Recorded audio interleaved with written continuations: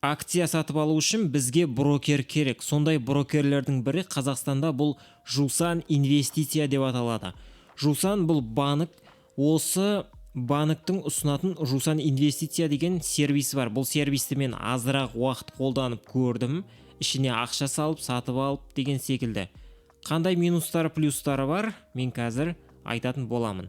Әрине көпшілігін қызықтыратын бөлімдердің бірі бұл тарифтер. Бұл жерде шотты ашу, жабу жақтары тегін, және қосымша әртүрлі локальный рынок бар, және международный рынокта қанша пайыз ұстайды сделкадан мына жерде жазылған.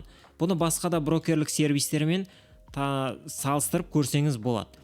Бұның енді басқаларынан басты артықшылығы менің ойымша бұлардың ыңғайлылығында. Басқа бір қосымшаларды қарайтын болсаңыз, кішкене дизайны ыңғайсыздау, немесе тіркелу жағы ыңғайсыз болуы мүмкін, қалай ашу керек, бұл мүлде түсініксіздеу. Мысалы 2 жыл бұрын бұндай сервистер өте аз болатын. Басты плюстарына оралайық. Приложениесі бар. Жусан банктың өзінің приложениесін тіркейтін болсаңыз, ішінде Жусан инвестиция деген бар. Ол міне дәл осылай көрінеді.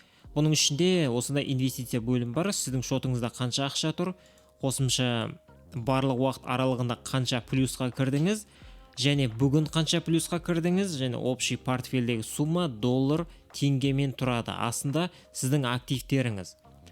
Бұл жердегі мен байқаған басты минустардың бірі, приложениесі кішкене жайлау жұмыс жасайды, және ыңғайсыздық тудырады кейбір кезде. Мысалға, бір бетті ашасың, артқа дегенді басқан кезде негізі сол бет жабылу керек болған, бірақ почему-то сол бет жабылады, еще басқа бет ашылады.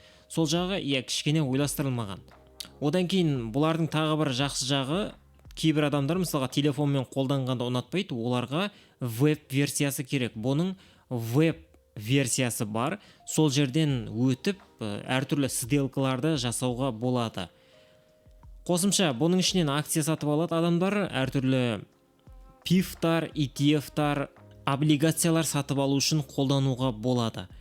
Банкті толтыру жағы өте қарапайым. Жусан банктен сразу мына брокерлік шотқа аударуға болады. Ол тегін.